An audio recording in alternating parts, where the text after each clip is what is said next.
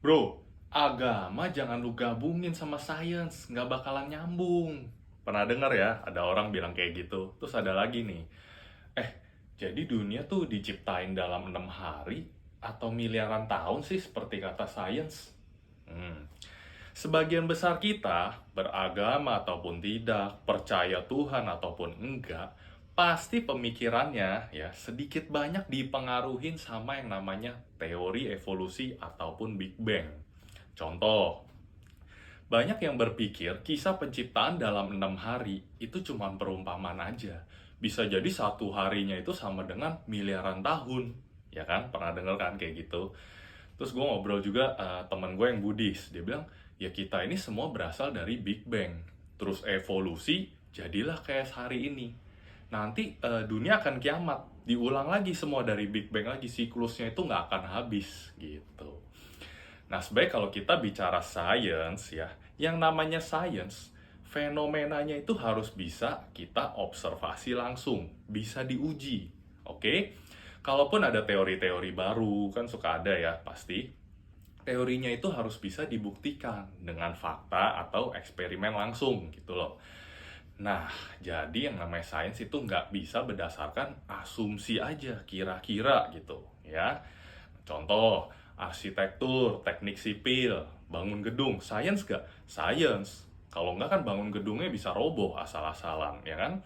Orang bikin kapal, bikin pesawat, sains nggak? Sains. Kalau nggak kapalnya tenggelam, pesawatnya bisa jatuh, ya kan? Bikin robot, bikin AI, bikin komputer, handphone, dan lain-lain. Itu semua real science.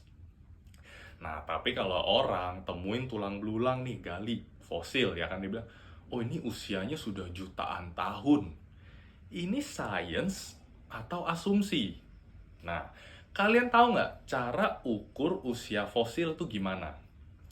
Oke, metode yang paling sering dipakai itu namanya adalah carbon dating. Ya, gue coba kasih analogi sederhana tentang carbon dating.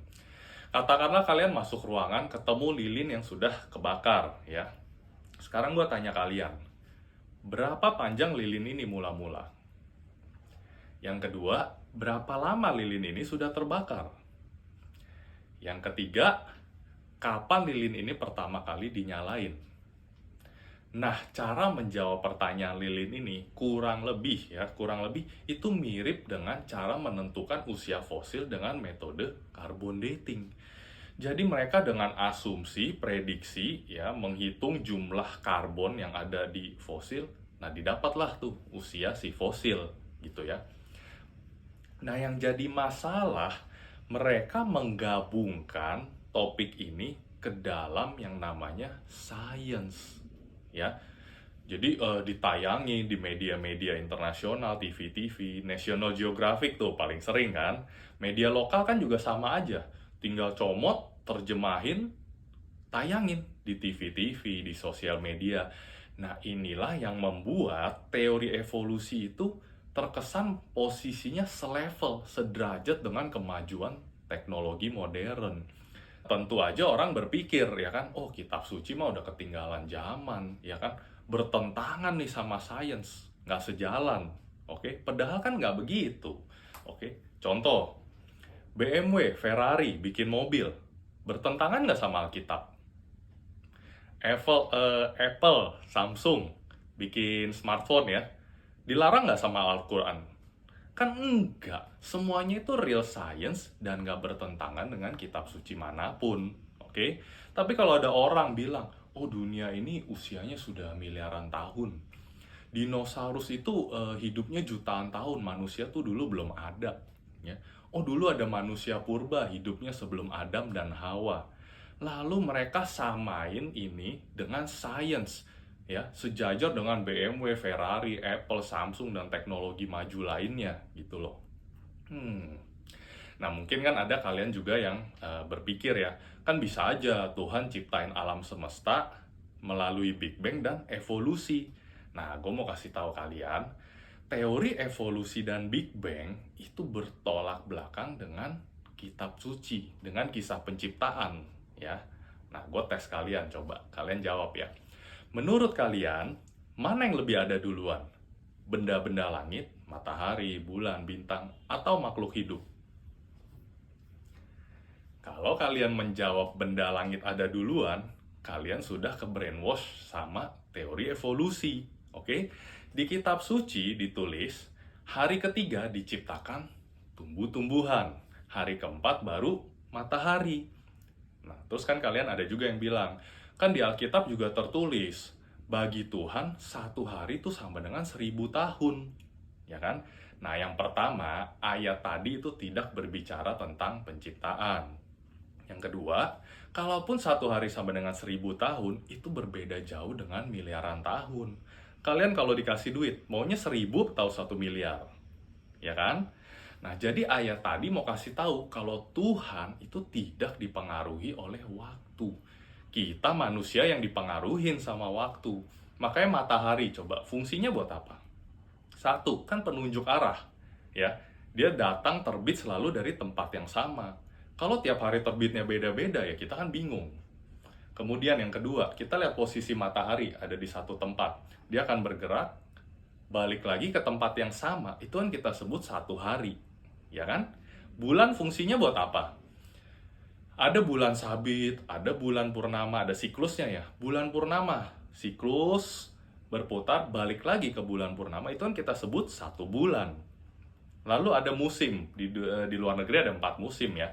Selesai musim dingin, balik lagi ke musim semi. Itu kan satu siklus, kita sebut 1 tahun kurang lebih.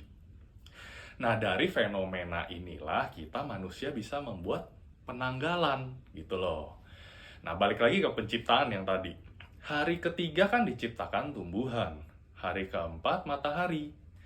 Kalau satu hari jaraknya 1000 tahun, gimana caranya tumbuhan hidup tanpa matahari selama 1000 tahun? Apalagi jutaan tahun, ya kan? Ini scientific gak? Ya jelas, kalian kan bisa tes sendiri gitu loh.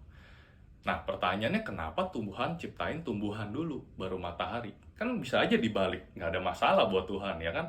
Jadi lebih sejalan lagi sama teori evolusi. Nah, karena Tuhan itu sudah tahu, manusia akan disesatkan sama yang namanya teori evolusi dan Big Bang. Ya. Yang kedua, supaya kita dari anak kecil pun udah bisa belajar sains dari kisah penciptaan. Oh, yang namanya tanaman hidup itu perlu sinar matahari buat fotosintesis. Ya kan? Itu kan logika sederhana, bener nggak? Nah, berikutnya, hari kelima dan 6 itu kan diciptakan binatang-binatang ya. Fungsinya buat apa? Pertama, untuk penyerbukan tanaman. Ya. Lalu yang kedua, kotoran hewan itu kan bisa jadi pupuk buat tanaman. Mereka bersinergi jadi ekosistem gitu loh. Terus kalian tahu ya ada tanaman yang pemakan serangga yang bisa nutup atau makan ulet atau binatang lah yang masuk. Kalau binatang ini baru ada jutaan tahun kemudian, ini tanamannya makan apa? Dan terbukti sampai hari ini tanamannya masih ada ya, belum punah. Artinya dari dulu kan dia ada makanan. Ya. Nah, ini kan semua pemikiran simpel, sederhana. Anak kecil, anak SD pun pasti ngerti lah kalau dijelasin seperti ini gitu ya. Jadi kalian bisa lihat, kitab suci dan sains itu sama sekali nggak bertentangan, oke? Justru asumsi-asumsi dari teori evolusi tadi, itu yang seharusnya nggak digolongkan ke dalam sains. Apalagi disejajarkan dengan kemajuan teknologi modern. Nah itu, malah mungkin lebih masuk akal kalau kita sebut sebagai agama. Agama lu apa bro? Agama gue evolusi. Gue percaya nih kita semua berasal dari ledakan ya. Nenek moyang manusia tuh dulunya monyet. Ya nenek moyang dia aja yang monyet. Kan nenek moyang gue manusia bukan monyet ya dong. Kalau dia bilang, oh kita semua sama dari monyet. Lah itu kan jadi agama, kepercayaan. Oh gue dulu asalnya dari monyet. Nggak bisa disebut sains gitu loh. Nah ini video gue buat pemanasan dulu aja ya. Karena serial yang baru ini kemungkinan pasti akan lebih panjang dari serial video gue yang sebelumnya. Gue akan tutup dengan pertanyaan nih buat kalian. Jadi di kitab suci kan ditulis, hari ketiga diciptakan tumbuhan. Hari keempat matahari ya. Kalau gitu pertanyaannya, bumi dan matahari, mana yang lebih ada duluan? Nah terus lagi, menurut sains ya, sains, bumi kan berputar mengelilingi matahari. Oke, kalau mataharinya belum ada, bumi mengelilingi apa ya? Selamat berpikir, see you on my next video.